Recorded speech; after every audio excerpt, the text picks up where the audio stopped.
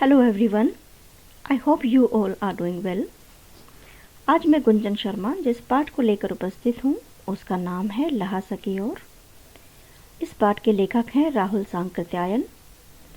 राहुल जी एक घुमक्कड़ प्रवृत्ति के व्यक्ति थे।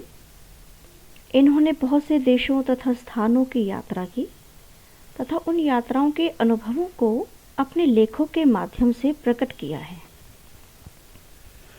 इनका जन्म उत्तर प्रदेश के आजमगढ़ जिले में हुआ था।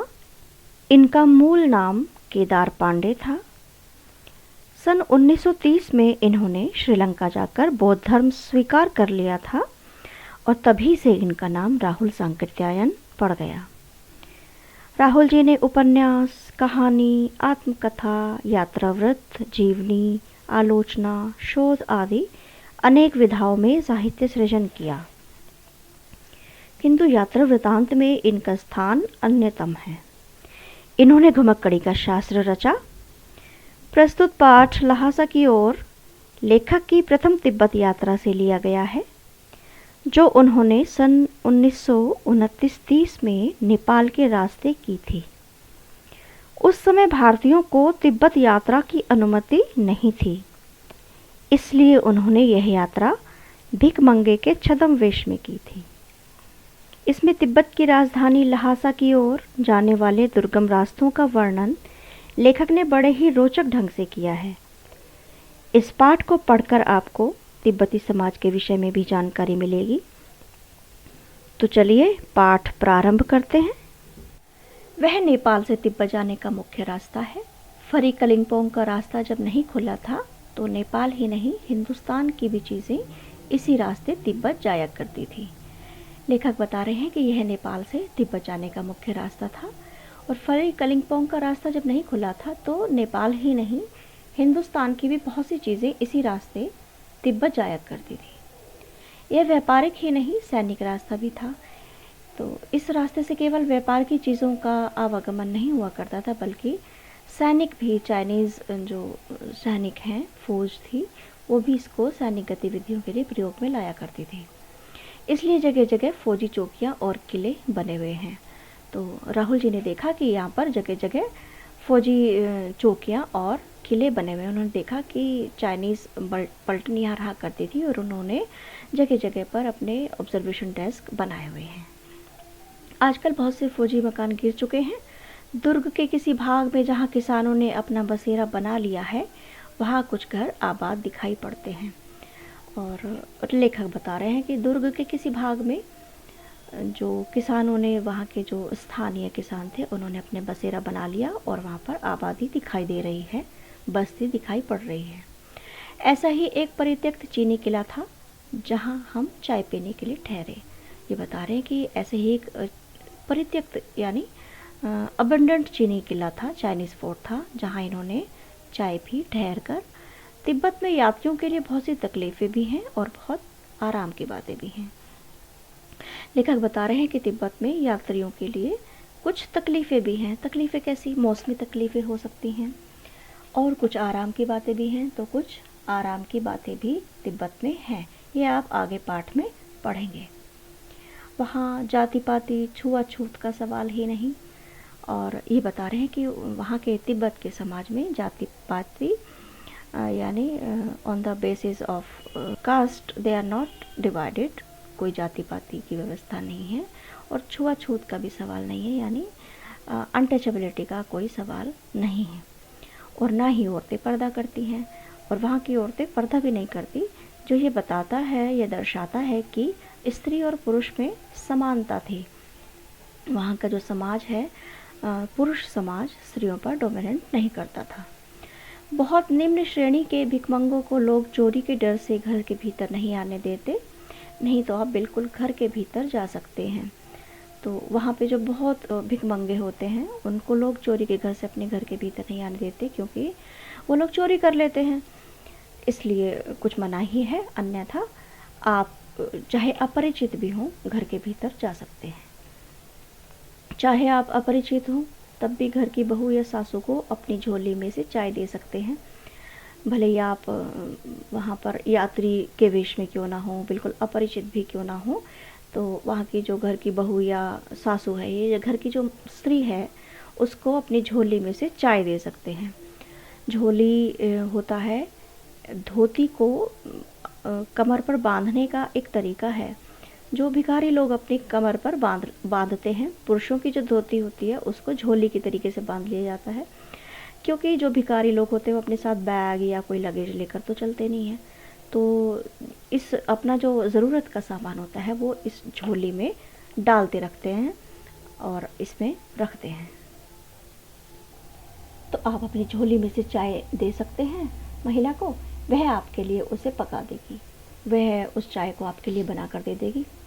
मक्खन और सोडा नमक दे दीजिए, वह चाय चोंगे में कूट कर उसे दूध वाली चाय के रंग की बनाकर मिट्टी के टोटीदार बर्तन में आपको रख के दे देगी। टोटीदार बर्तन को वहाँ पे खोटी कहा जाता है। ये एक तरीके का बर्तन है जिसमें चाय रख कर वो पीते हैं। शायद इसमें बहुत देर तक चाय गर्म रहती होगी। और एक बात और यहाँ पर लेखक ने बताई है कि वहाँ पर जो चाय पी जाती है वो मक्खन और सोडा नमक की पी जाती है। ऐसी चाय जैसे हम यहाँ पर पीते हैं, दूध वाली चाय या ग्रीन टी या लेमन टी पीते हैं, वैसी चाय वहाँ नहीं पी जाती। मक्खन और सोडा नमक की चाय पी जाती है और महिला जो है आपको चाय बनाकर दे देगी। यदि बैठक की जगह चूल्हे से दूर है, यानी बैठक यानी लिविंग रूम जहाँ बैठे हैं वहाँ रसोई से वो दूर है जगह, और आपको डर है कि सारा मक्खन आपकी चाय में नहीं पड़ेगा, तो आप खुद जाकर चोंगी में चाय मथ कर ला सकते हैं। तो आप अपनी चाय खुद भी उनकी रसोई में जाकर अपने लिए मथ कर बना कर ला सकते हैं। चाय का रंग तैयार हो जाने पर फिर नमक मक्खन डालने की ज़रूरत नहीं होती, अर्थात ये चाय तैयार हो जाती है।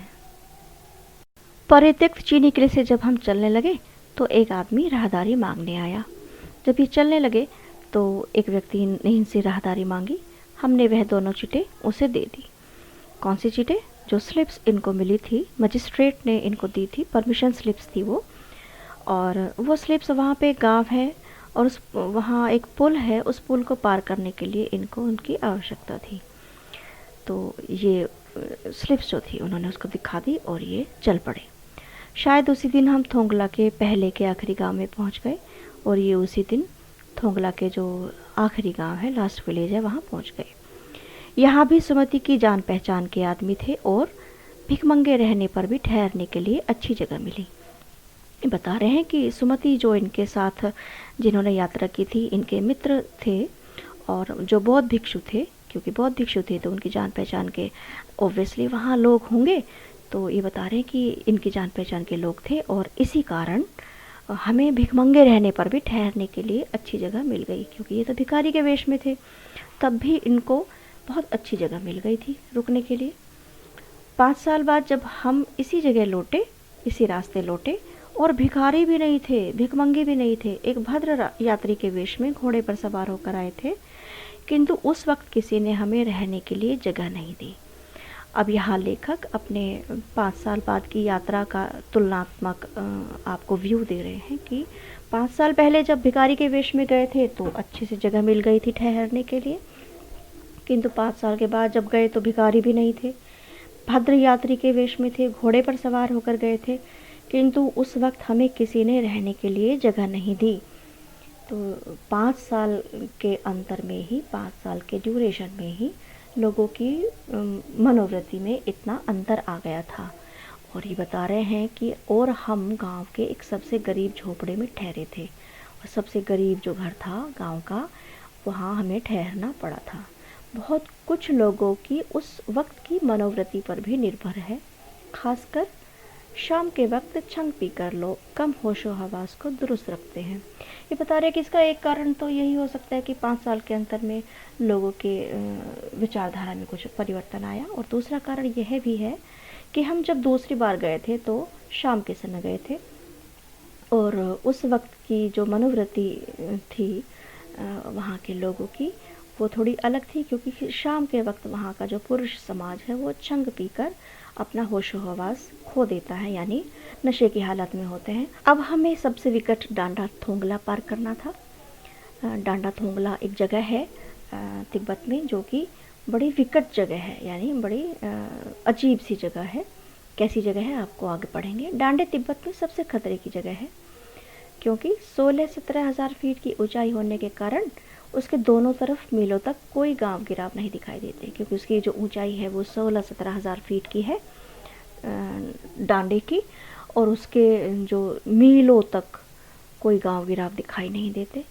नदियों के मोड़ और पहाड़ियों के कोने कुछ इस तरीके के हैं कि बहुत दूर तक किसी भी आदमी को वहाँ नहीं देखा जा सकता, अर्थात वो बिल्कुल सुनसान जगह है, निर्जन जगह है, वहाँ कोई आदमी देखे नहीं दिखता। तो इसलिए डांडा थोंगला तिब्बत में सबसे ज़्यादा खतरनाक जगह है, खतरे की जगह है।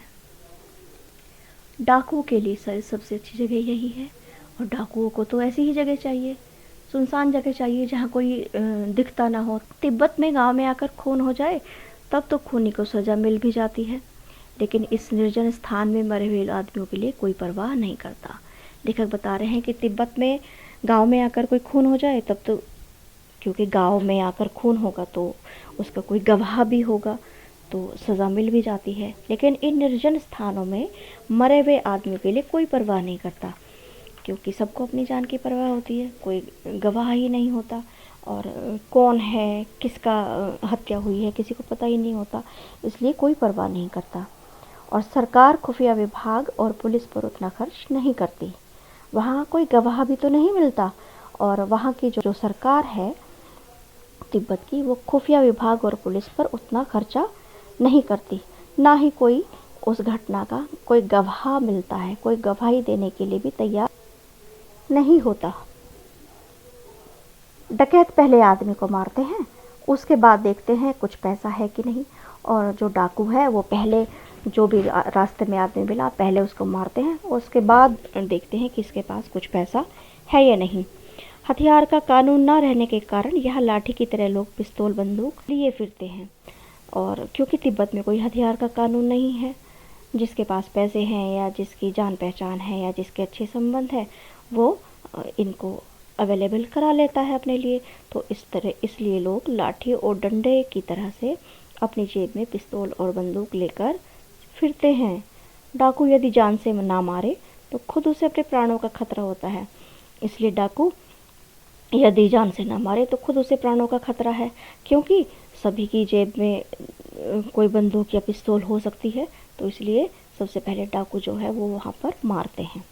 गांव में हमें मालूम हुआ कि पिछले ही साल थोंगला के पास खून हो गया, और लेखक बता रहे हैं कि जब हम गांव पहुँचे तो हमें जाकर पता चला कि यहाँ पर तो पिछले ही साल गांव में खून हो गया था। शायद खून की हम उतनी परवाह नहीं करते क्योंकि हम तो भिखमंगे थे। तो लेखक बता रहे हैं कि हम खून की तो उतनी परवाह नहीं करते क्योंकि हम तो भिखारी के वेश में थे, हमसे कोई क्या छीनेगा या कोई क्या लूटेगा। और जहाँ कहीं वैसी सूरत देखते टोपी उतार, जीभ निकाल, कुची कुची दया दया 1 पैसा कहते और भीख मांगने लगते।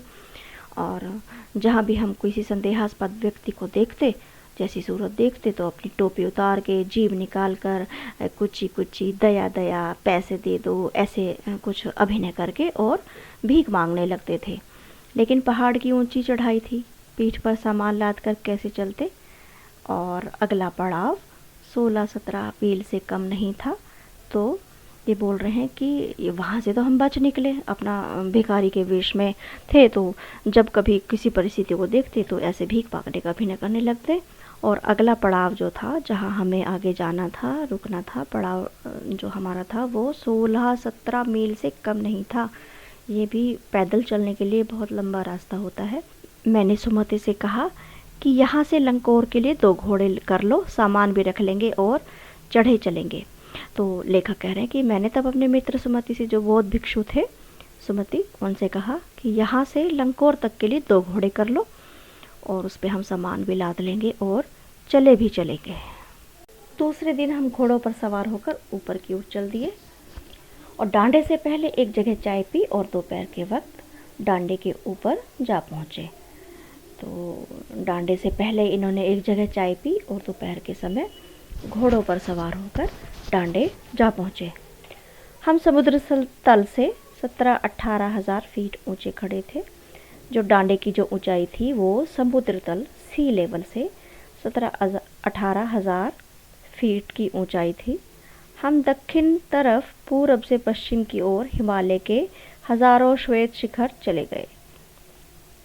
ये बोल रहे हैं कि इनकी दक्षिण तरफ पूरब से पश्चिम की ओर हिमालय के हजारों श्वेत शिखर यानी बर्फ से ढके हुए पहाड़ चले गए। भीटे की ओर दिखने वाले पहाड़ बिल्कुल नंगे थे। भीटा यानी टीला, और उसकी तरफ देखने वाले पहाड़ नंगे थे। ना वहाँ बर्फ़ की सफ़ेदी थी और ना ही किसी तरह की हरियाली। वो बिल्कुल ब्राउन भूरे रंग के पहाड़ थे, जैसे पहाड़ दिखाई देते हैं। उत्तर की तरफ बहुत कम बर्फ़ वाली चोटियाँ दिखाई पड़ती थी, और उत्तर की तरफ देखने पर जो चोटियाँ दिखाई पड़ती थी उन पर बहुत कम बर्फ़ थी। सर्वोच्च स्थान पर डांडे के देवता का स्थान था। सर्वोच्च सबसे ऊंचे स्थान पर डांडे के देवता का स्थान था, और उसे कैसे सजाया गया था, जिसे पत्थरों के ढेर, जानवरों की सींगों और रंग बिरंगे कपड़ों की झंडियों से सजाया गया था। बौद्ध धर्म में वैसे भी रंग बिरंगे कपड़े की झंडियों का बहुत महत्व है, तो उस डांडी के देवता के जो स्थान था उसको इस प्रकार से उसकी सजावट की गई थी। अब हमें बराबर उतराई पर चलना था। अभी ये डांडे पर चढ़े थे और चढ़ाई थोड़ी मुश्किल थी, और ये कह रहे हैं कि अब हमें नीचे उतरना था। चढ़ाई तो कुछ दूर मुश्किल थी, लेकिन उतराई बिल्कुल नहीं। शायद 2-1 साथी सवार हमारे साथ चल रहे थे, तो ये कह रहे हैं कि और भी 2-3 जो घुड़सवार थे साथी, वो हमारे साथ चल रहे थे। मेरा घोड़ा कुछ धीमे चलने लगा। लेखक का घोड़ा, जिस पर सवार होकर ये चल पड़े थे। मैंने समझा कि चढ़ाई की थकावट के कारण ऐसा कर रहा है। ये कह रहे हैं कि हो सकता है कि थक गया हो, इसलिए थोड़ा सुस्त हो गया हो, धीरे चल रहा हो, और उसे मैं मारना नहीं चाहता था। धीरे धीरे वह बहुत पिछड़ गया और मैं दोंकी वकस्तों की तरह अपने घोड़े पर झूमता हुआ चला जा रहा था। लेखक कह रहे हैं कि मैं उसे मारना नहीं चाहता, यानी कोई चाबुक वगैरह से मैं उसको मारना नहीं चाहता था, और वह धीरे धीरे और पिछड़ गया और सुस्त हो गया, और उसकी जो रफ्तार थी, गति थी, वो बहुत धीमे हो गई, और मैं दोंकी वकस्तों की तरह अपने घोड़े पर झूमता हुआ जा रहा था। दोंकी वकस्तो एक स्पेनिश नॉवल का हीरो है जो अपने घोड़े पर घूमता हुआ इधर उधर घूमता रहता था। जान नहीं पड़ता था कि घोड़ा आगे जा रहा है या पीछे, और मुझे समझ नहीं आ रहा था, इतना सुस्त था घोड़ा कि वो आगे जा रहा है या पीछे जा रहा है। जब मैं जोर देने लगता तो वह और सुस्त पड़ जाता, और ज़्यादा जोर देने पर वह और धीरे धीरे धीरे चलने लगता। एक जगह 2 रास्ते फूट रहे थे। मैं बाएं का रास्ता ले 1.5 मील चला गया। तो लेखक बता रहे हैं कि एक ऐसा मोड़ आया जहाँ से 2 रास्ते फूट रहे थे। एक रास्ते से 2 रास्ते निकल रहे थे, और इन्होंने बाएं का रास्ता, लेफ्ट हैंड का रास्ता ले लिया, और उसी रास्ते पर 1.5 मील ये आगे बढ़ गए। आगे घर में पूछने पर पता चला कि लंकोर का रास्ता दाहिने वाला था, और आगे उसी रास्ते पर इन्होंने अगर किसी घर में पूछा तो इनको पता लगा कि इन्होंने गलत रास्ता ले लिया है, और जो सही रास्ता था वो दाहिने वाला था, यानी राइट हैंड वाला जो रास्ता था वो सही था। फिर लौटकर उसी को पकड़ा, वापस आए और उसी रास्ते को लिया। 4-5 बजे के करीब मैं गांव से मील भर था। तो ये कह रहे कि मैं 4 बजे के करीब वहाँ पहुँचा तो सुमति इंतज़ार करते हुए मिले। जो इनके मित्र थे, जो बौद्ध भिक्षु भी थे, वो इनकी प्रतीक्षा कर रहे थे। मंगोलों का मुंह वैसे ही लाल होता है, और अब तो वह पूरे गुस्से में थे। लेखक बता रहे हैं कि सुमति मंगोल थे, तो उनका जो मंगोलों का मुख होता है वह वैसे ही लाल होता है, और इस समय तो पूरे गुस्से में थे। उन्होंने कहा, सुमति ने क्रोध में कहा कि मैंने 2 टोकरी कंडे फूंक डाले। कंडे यानी उपले, जो गाय भैंस के गोबर से बनाए जाते हैं, फूंक डाले। 3-4 बार चाय को गर्म किया और कई बार चाय गर्म कर ली। मैंने बहुत नरमी से जवाब दिया। लेखक ने बहुत विनम्रता के साथ उत्तर दिया, लेकिन मेरा कसूर नहीं है मित्र, देख नहीं रहे हो कैसा घोड़ा मिला है मुझे। इन्होंने बहुत विनम्रता से कहा कि इसमें मेरी गलती नहीं है, मुझे जो घोड़ा है वो बड़ा सुस्त मिला है। मैं तो रात तक पहुंचने की उम्मीद रखता था, और मेरी तो ये जो उम्मीद रखते थे उसकी गति को देखते हुए, रफ्तार को देखते हुए ऐसा प्रतीत होता जैसे ये रात तक पहुंचेगा। खैर, सुमति को जितनी जल्दी गुस्सा आता था उतनी जल्दी वह ठंडा भी हो जाता था। लंकोर में एक अच्छी जगह पर ठहरे। यहाँ भी उनके अच्छे यजमान थे। पहले चाय सत्तू खाया और रात को गरम गरम तुक्पा मिला।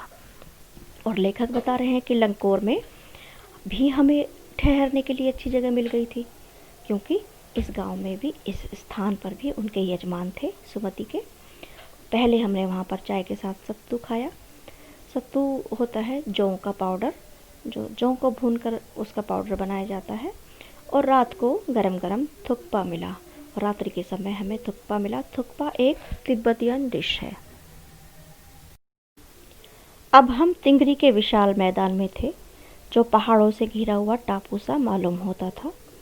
तिंगरी एक बहुत बड़ा मैदान है जो चारों तरफ से पहाड़ों से घिरा हुआ था, जिसमें दूर एक छोटी सी पहाड़ी मैदान के भीतर दिखाई पड़ती थी। उसी पहाड़ी का नाम है तिंगरी समाधिगिरी। और एक छोटी सी पहाड़ी है मैदान के भीतर, उसी पहाड़ी का नाम है तिंगरी समाधिगिरी। आसपास के गांव में भी सुमति के कितने ही यजमान थे।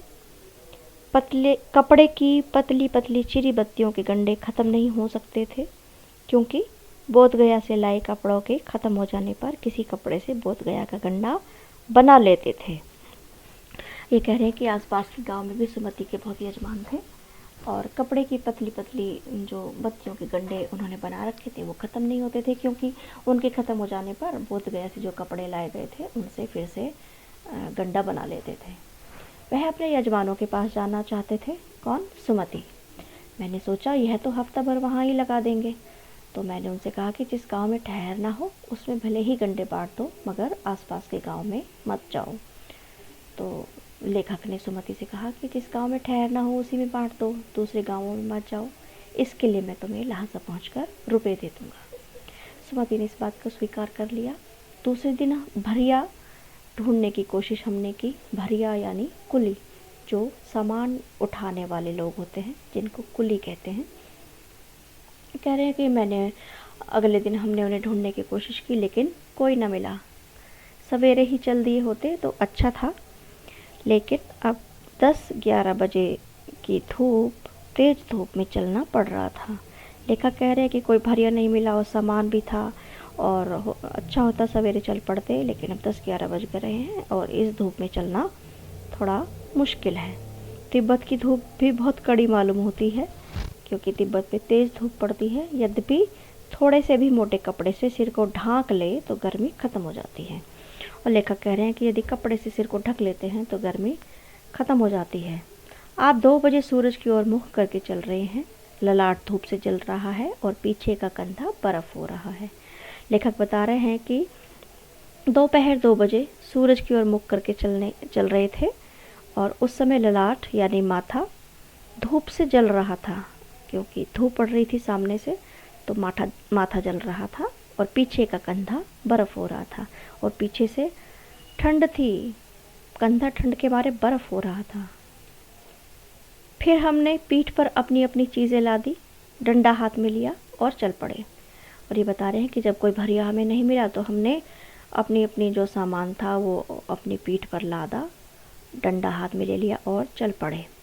यद्यपि सुमति के परिचित तिंगरी में भी थे, लेकिन वह एक और यजमान से मिलना चाहते थे। हालांकि सुमति के जो यजमान थे, परिचित थे, वो तिंगरी में भी थे, लेकिन वो कहीं और किसी और यजमान से मिलना चाहते थे।